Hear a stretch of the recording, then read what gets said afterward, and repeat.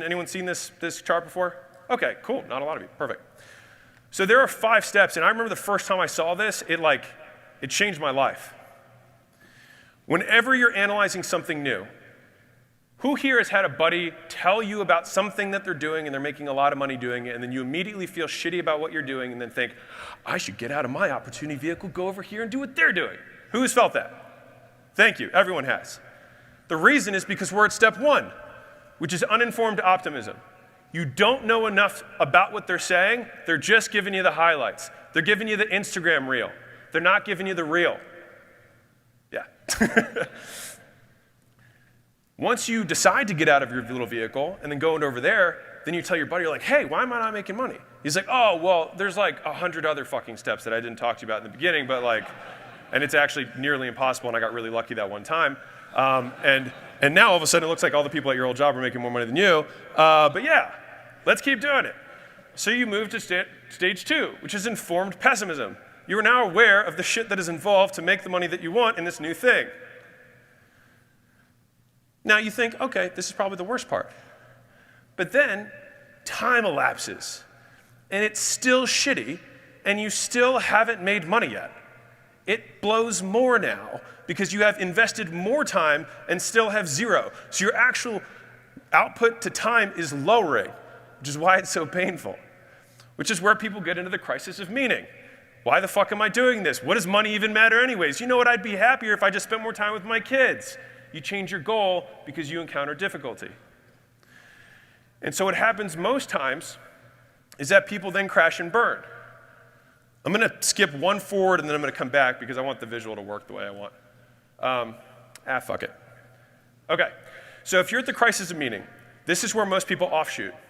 What happens here, where that 4th dot there on the bottom, if I were to cross it out and write uninformed optimism again, that's what most of you do. You find about something cool, informed pessimism, it kind of sucks. Oh shit, it's way harder than I thought. Uninformed optimism, I'll try something else. And then you do it again and again and again. And the difference between video games and real life, where you face the boss and you can't pass the level until you beat the boss, is that when you die in the video game, you restart a few seconds later. In the game of entrepreneurship, you start years later. This is why people don't progress. They keep fighting the same boss that can't learn the same fucking lesson. They keep losing.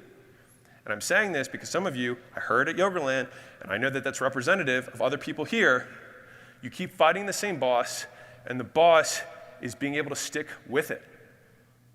Is getting through, in different charts on this, the crisis of meaning is also called the valley of despair, is getting through. From there, you get into informed optimism. You figure out that little thing, you're like, I had to do this one thing, and then this started working, and then, you know what, I found out I could clean the list through this tool I found on the internet because I joined this forum, and they started doing that, and then all of a sudden my pickup rates tripled, right? Or my response rates tripled, or my throughput on my website went up, whatever it is, right? And so you have to get through that piece. Then you get to informed optimism, and then number 6, you achieve. And then all your friends are like, yo, what are you doing? And you're like, oh, I got this thing. And then all of them come, right? That is where most people start something new, over and over and over again, and they don't learn the lesson. And so this is what their life looks like. Over and over and over and over again. Who here has more than one business in the last 24 months? Be honest. Thank you for being honest. I appreciate it. First thing, it's normal. I had 9 businesses and I was broke. So I say this with the pain of experience. I'm not saying this to be on a pulpit. I'm saying it because the faster you can get through it, the faster you will start making money. You have to beat the boss. Everyone thinks the grass is greener, but the other side's still lined with shit. So, that's why the grass is so green. There's shit everywhere. I have a CFO who's been with us for a long time. She went through all of our exits last year. She's probably almost 60. And she has this saying, she's like, it's all shit. Doesn't matter what business it is, they all got shit. She's Southern. And Suzanne's awesome. But it just always reminds me of this, is that there's always shit. And whenever we're starting something new, we encounter something that we didn't know before, and we're like, oh, this makes this shittier. And then we think, well, are we going to jump out? No. Well, this is new information. Great. We're more informed. Fantastic. So that is the thing number 1 that is keeping you poor. uninformed optimism. Number 2 is a little story I want to tell you. So I was called up probably 2-3 years ago by a guy I knew in high school. We hadn't talked in a while. And he said, hey, I've got this roofing business. I want to scale it. I want to go big. I was like, that's awesome, man. And so he was telling me about the roofing business, and then all of a sudden he says, oh yeah, I mean, we also do some general contracting work. I was like, okay, why don't you grow the roofing business? He's like, well, don't leave money on the table. I was like, okay. And then this one's gonna sink in for some of you guys. And he was like, I was like, so you've got the roofing, you got the GC stuff. And he's like, yeah, that's what I'm doing. He's like, he paused for a second. He's like, well, we also kind of flip houses too. So we fix them and flip them. We also do the contracting work, but we fix the roof so we just get huge costs. We're vertically integrated. I was like, dude, you're making less than $3 million a year. You're not fucking vertically integrated. You're distracted, right? And he was like, how do I scale? And I was like, just pick one. He's like, what do you mean? I was like, pick one. It's like, why do you think you can't build a $1 billion roofing business? Just doing roofing. And just get better at doing roofing. He's like, well, I don't leave money on the table. Who here said they don't leave money on the table? The money you are leaving on the table is the focus that you are not giving to the one thing that matters. And so, by the way, this is the self-made woman list for Forbes. This is Diane Hendricks. She's the #1 wealthiest self-made woman, by the way. And she owns, if you can see it there, ABC Supply, which is roofing. Not house flipping. Not general contracting work. Roofing. Why didn't he build that? He's smarter than Diane Hendricks. That's why. So this is the list. And this is what I want you to notice about this list. This is the Forbes, the top 6 for women, self-made. Notice the age of the people on there. Age is the left column, 75, 78, 84, 90, 89, 63. On the right, notice the source. Roofing, healthcare software, retail and gas stations, trucking, Little Caesars Pizza, IT. So sexy. The point of this slide is that if you want to build something epic, you have to be able to do the same thing for an extended period of time without convincing yourself you're smarter than you are. Which means, if you wanted to not make money, this is what you should do. Number 1, do lots of different things. Number 2, do them for short periods of time. Don't stick with it too long, because you might see success. Number 3, do not get help, okay? Number 4, make all the mistakes on your own. It's the best way to do it. Because otherwise, if you start learning from other people's mistakes, you can move faster, so don't want to do that. When you make a mistake, do it again. Just repeat it. Especially if you're like, I've been here before, do the same thing. Who here knows the definition of learning? I'll tell you. Same condition, different behavior. So if you want to teach someone something and you present them the same condition and they have not changed their behavior, they have not learned. If you came to this workshop this weekend with the intention of learning something, can I get everybody to raise their hand if they had the intention of learning something while they were here? If you go back home and your behavior does not change, you learned nothing. Nothing. Truly took the money and burned it along with losing the output that you lost in the time of here plus travel. So if that definition has been singed into my mind, because if I want to learn something and I have the same condition that's been presented, I have to ask myself, if I do the same thing again, it means I have not learned. And I don't want to play this boss again. So if you do want to make money, you can flip it. You do one thing for a very long period of time, you get help from other people, you observe what other people have been doing, you only make the mistake one time, if you are going to make them, and you always grow and challenge the beliefs that you had and try and answer the question, what do I believe to be true that is not? Because ordinary businesses done for extraordinary time create extraordinary results. Compounding is the thing. Like, it has to compound. If the vehicle you are in right now does not compound with time, then change the vehicle.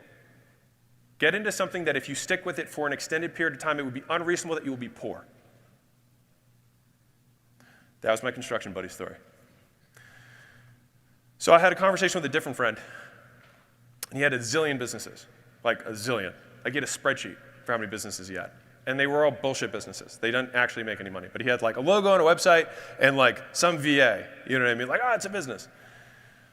And he was believing the fallacy of, I'm just going to wait to see the thing that takes off and then go all in on that. Who here has thought this thought? I get it. I'm going to focus. I'm just going to wait. I'm going to be patient.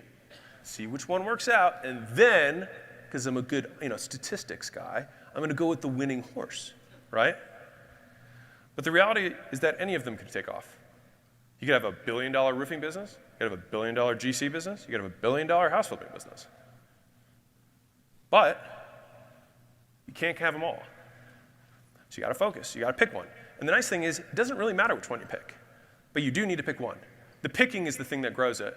The ability to say no is the thing that grows it, not the thing you pick.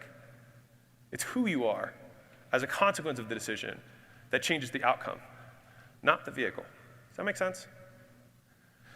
So how arrogant is it to think that we can do multiple things at once and compete with someone who's spending all their time on that one thing? It's ridiculous, and yet we still do it. And so this is, I love this little cartoon. This guy, he's got all his spinning plates. And this is me with the red hair going to this guy who's hopefully my competitor and handing him more plates. Be like, oh, do you see all that shiny object over there? Here, more plates. Go. I'm just going to do this one thing. It's my favorite thing in the world. Compete against somebody who's doing lots of things. It's very easy to win. You don't have to do much because you only have to do a tenth of what they do. So this is what focus really looks like. One thing, all in. You can write that down, you can circle it. One thing, all in. So I asked my friend of mine that had the Excel sheet with all these zillions of questions, right? I said, if I had a magic wand and I ended all your side projects except for one, just one, the one that you think has the most opportunity, the one that's probably making the most money right now that you're not paying attention to because it's boring, because it's old, because you've been doing it a while. He's like, yeah. I was like, do you know what business it is? He's like, yeah. Like, okay. If you ended everything else, because I have a magic wand, so I get to make the rules. Magic wand. They all disappear. I said, how easy would it be to grow that thing? He just looked at me. He was like, really fucking easy. I was like, interesting. And so he's like, but that would be so hard because of insert real reason that no one gives a fuck about. No one cares. But I have to fire that, But I would have to shut down the, But I would have to lay off the, All the riches you want are on the other side of a few hard conversations. And most people spend the rest of their lives not having them and being poor and wondering why. It's going to suck. It's going to be okay. That was my number 3 story, the magic wand. Number 4, my favorite story. Who here has seen The Matrix? Awesome. You need to become the person who can say no to the woman in the red dress. The woman in the red dress is the representation of everything that is shiny, object, and beautiful and wonderful in the world, whatever your flavor of woman in the red dress is. And the thing is, and this is something that I have now learned painstakingly, is that being able to say no to the woman in the red dress changes at levels. You can say no to the woman in the red dress who's a crackhead on the corner, right? $1,000 a month. You're like, I can say no to her, no worries. I got something better, right? But then the $10,000 a month girl, you're like, okay, interesting. And if you're making $10,000 a month, it's hard to say no to that girl. But let's say that you're a hardworking, disciplined motherfucker. You get to $100,000 a month.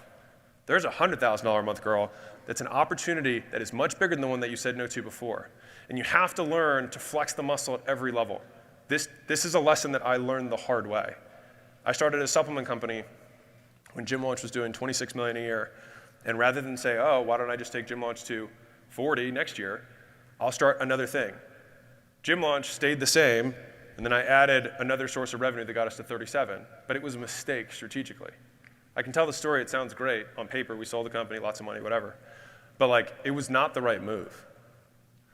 And so I had learned how to say no to $1 million opportunity, a $5 million, a $10 million, but I hadn't learned how to say no to a $20 million opportunity when I was making $20 million. And so the woman in the red dress becomes more seductive, more attractive, the better you get. The more status you get, the hotter the girl you attract, right? And I'm saying this figuratively for entrepreneurs. Does that make sense for everybody who's not into women with red dresses? Okay. Because this is what the woman in the red dress really looks like.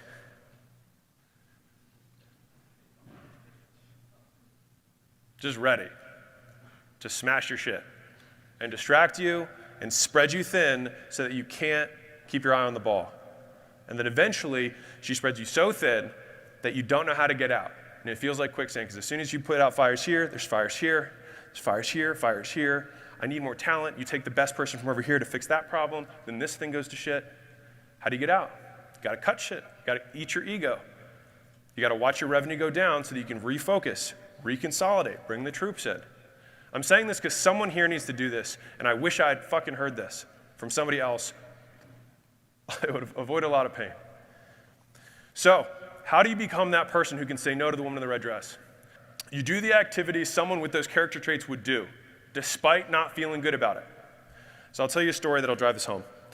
So Layla and I were on this walk not that long ago, and I said, I was like, I'm so impatient. I need to be more patient, right? And she was like, I don't think you're impatient. I was like, yeah, I am. I fucking hate this. I want this to be faster. I want everything to be bigger, faster, stronger.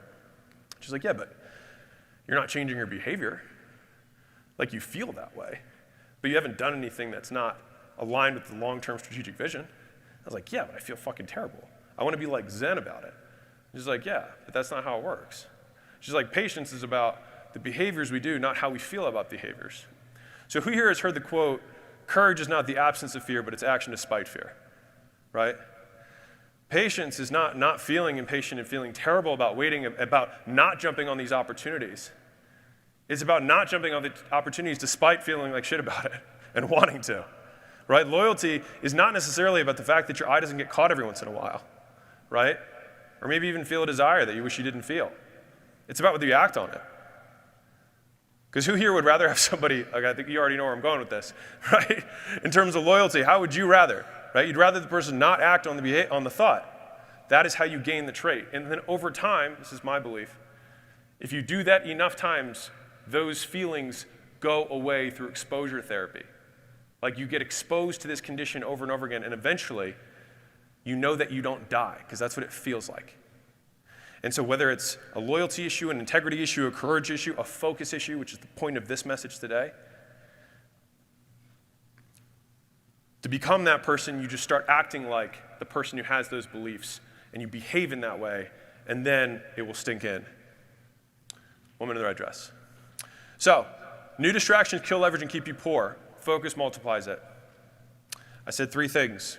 Number 1, how making money really works. It all comes down to leverage. Number 2, why making new stuff is making you poor, which means you have to focus. And number 3 is why better is leverage. This is the make money part. Here's the simple approach to growth that we use with our portfolio companies. Better is better than new. Better is leverage. Because remember, leverage is how we get more from what we put in. If you do it better, you get more for what you put in. That is leverage. Examples. If you have call scripts, if you make content, if you have websites that you are building, if you have follow-up sequences, if you have offers, if you do the current thing, you get what you currently have. If you make it better, you will get more from the activities. You can create leverage in your business by being better. And better comes from boring. Most of us solved an emotional need by quitting whatever we were doing to start to become an entrepreneur. And then we had a positive reinforcement from that behavior. And so then we learned that as a way of life. But the problem is that the thing that forced you or gave you that emotional, that decreased your action threshold, thus that you would jump into the next thing, is the very thing that will make you jump out of the opportunity that could become your billion-dollar thing.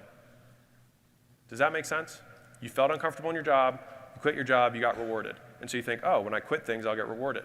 But that's the wrong lesson. It only works once. And then you have to unlearn it. And with each level of entrepreneurship, there are lessons like that you have to unlearn the thing that got you there. Better comes from boring. It is not exciting to run your 38th split test on a landing page. It does make you more money. It comes from doing all the shit that you know you should be doing but aren't. And so right now, this is an activity, so this is an active part. Imagine a list of all the stuff you know you should be doing but aren't doing right now within your existing business. Like right now, like top of your head, you know there's some shit that you should be doing in your business. I'm going to give you 15 seconds.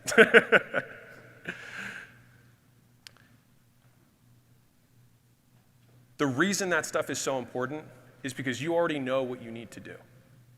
And we come here to get rah-rahed, etc.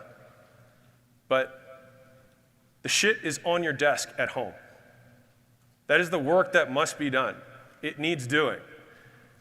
And most of us know what to do, and we don't want to confront it because we want to do something more stimulating and exciting that makes us feel alive, and your business doesn't give a fuck. Better is boring, and better gets you more for what you put in. Better is leverage. Now, imagine who here has a few businesses. It'd be really fucking hard to make that list, wouldn't it? There's too much shit. It's too much stuff to make the business, which means it becomes impossible, which means that's why you have to pick one, because there is so much stuff that has to be done to do one business right. Just do it right. If you do it right, you grow by default. It is a promise. Who here is like, I know I should be doing more email follow-up. I know I should be calling my leads within 5 minutes. Who here thinks that right now? Okay, let me ask a different question. And many of you did raise your hand. Who here calls all their leads within 5 minutes? Okay, like 2 hands. You will triple your sales. Triple. Triple. Who wants to triple their fucking business? Triple. But that sounds boring. Sure is. You got to implement a CRM. You got to get round robin set up. Leads got to come in. You got to figure out how call prioritization works between the team. That's boring. Makes you a shitload of money. That's how it works. Who's going to win? 2 different businesses. The guys who got the shit dialed. Better gets you more for what you put in. And when you do get home, order it from the amount you have to put in to get the thing done that will result in the most output, and start ticking them off. And you continue to ignore the new things that sound really exciting. And you become the person who's able to do that by pretending to be the person who's able to do that. Because you already know what to do. So this is a mental model I really like a lot. Who here has ever had a coach or a mentor? Has anyone ever coached or mentored other people? Does anyone feel like they're a better mentor than they are a person who does shit? I do that all the time. And so the thing is I ask myself this question. It's actually been one of the most profound, most helpful questions I've had, which is, if I were coaching me, and the beautiful thing about this is that when you coach you have no other agenda. You're just trying to help you. And you also have more information than anyone else has. You've been on every conversation. You've read every email. You've seen every report. So if you were coaching you right now, what would you tell you to do? And what's crazy about this is that half the fucking time, it's not what I'm doing. Coach me, much smarter than me. Right? Moo-moo. Okay. Take your own advice. If you do that, I promise you'll make more money. Be like, but I'm a special snowflake. You're just convincing yourself that you're smarter than you are and giving yourself reasons that reality does not apply to you. It does. And this is just a boss level. You might need to keep going against the snowflake until eventually you figure out that you just got to melt it by being there and hanging in. And so in my entrepreneurial career, there was 2 periods, very clear definitions of periods of time in my life. The first period was when I was distracted. This is when I did not make money. I had 6 gyms. I had a launch business where we do gym turnarounds in person. That's where I actually physically was, not at my gyms. I had a dental agency. I had a chiropractor agency. I think I had something else. Lots of fingers, right? And I was 26-ish. And I would love to tell people, I own 9 companies, right?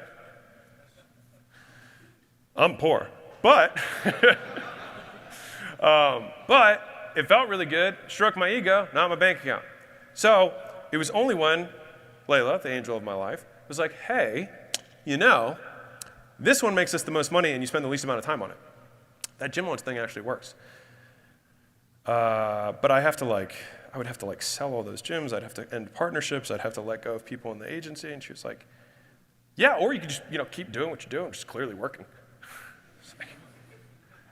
Point taken, And so over the next 90 days, I sold 5 gyms, shut one down, shut down both agencies, and got rid of everything. And 12 months later, from that moment, we were doing $1.5 million a month. From zero. And 12 months after that, we were at $4.5 million a month. One thing. And so this was the second period. Just focus. It's so much easier to stack the deck in your favor if you just do one thing. Because when you focus on one thing, you make it unreasonable to fail. If you do one thing for an extended period of time, it becomes unreasonable to suck. If you do it more than anyone else has done it, you'll be better than them. Just is what it is. People ask me all the time, they're like, hey, how'd you get so good at sales? I took 4,000 fucking sales calls. That's how I did it. That's how I did it. I didn't even go through a sales training. I had 4,000 fucking conversations. That's how I did it. And so if you wanted to be the best salesman in the world, then have more sales conversations than anyone else has. If you want to be the best real estate investor, then do more deals than anyone else has. And the subsequent before that is send out more mailers than anyone else has. Have more cold callers than anyone else has. Send more cold DMs than anyone else has. And you'll become the best. And if you put that as the output, the thing that you're looking at, it becomes unreasonable that you would be not the best, right? Like you're at least going to be top 10. And if who here would be top 10 in real estate in the US, would you be okay with that? Right, it wouldn't be bad. And the thing is that everyone fails because they want to move fast. Like this is the number one issue. So they don't have a solid foundation. They draw the dotted line, and they think, I'm going to try and shortcut it. I'm not going to fix my product. I'm not going to make it really good because I want to go fast because I want to show to my friends that I'm growing every month. I want to show how good I am. The thing is, it's a short game. Like, how many times, the restaurant example is so simple. So many people start a restaurant, slap 2 pieces of Wonder Bread together, put a slice of bologna in there, and then market it like fucking crazy. And they're like, dude, I don't get why my business isn't growing. I'm like, because everyone who has your food literally tells everyone that it fucking sucks and never come back. So there's this invisible hand that works against people, which is who knows about the power of word of mouth, right? The invisible hand, who here runs ads? Let me ask that question. Who here runs advertisement? Okay. If you run ads and it has become more expensive for you, disproportionate to the increase in CPMs, which is cost per impression or eyeballs, in that period of time that you've been in business, then it means that you have negative word of mouth. So if you're like, well, I don't get that many referrals. Oh, but you sure do get a whole bunch of people who you get negative referrals, you get negative sales. You have to spend twice as much to acquire a customer because every other customer that you would have acquired was told by someone else not to buy from you.